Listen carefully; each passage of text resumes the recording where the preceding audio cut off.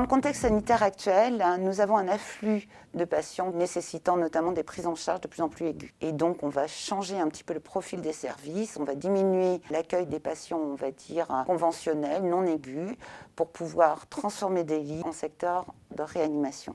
Cette modification nous permet de libérer des infirmières diplômées d'État, mais qui n'ont pas du tout l'habitude de ce secteur.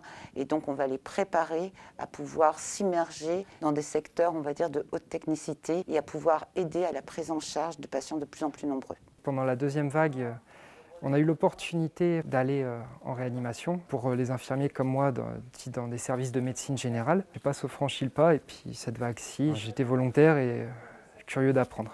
Donc nous avons organisé une formation sur 2 journées avec une première approche théorique. On va mettre tout ce qu'on a vu en pratique au niveau de la salle de simulation. Le but du jeu, c'est surtout de leur montrer les dispositifs qu'ils vont devoir gérer au quotidien en réanimation, tels que la ventilation, l'intubation, la pose de certains cathéters. C'est des choses qu'ils ont déjà vues à l'école, donc là, c'est juste le revoir tranquillement, en pratique, sans pression, de reprendre connaissance avec ce matériel qu'on n'a pas l'habitude d'utiliser dans les autres services. C'est très riche en nouvelles informations et on découvre des nouvelles classes de médicaments. Au niveau de tout ce qui est dispositifs médicaux, oui, on a beaucoup à apprendre et c'est très intéressant. C'était très important que je participe à ces formations pour aider ce personnel qui va venir en renfort chez nous. Surtout qu'ils vont me retrouver après au sein de la réanimation et je serai un repère pour eux. Je sais ce qu'ils ont vu, ce qu'ils n'ont pas encore vu et je serai une personne ressource avec toute l'équipe bien sûr, s'ils ont la moindre question. Dans quelques jours du coup, on va nous envoyer en réanimation avec certains de mes camarades.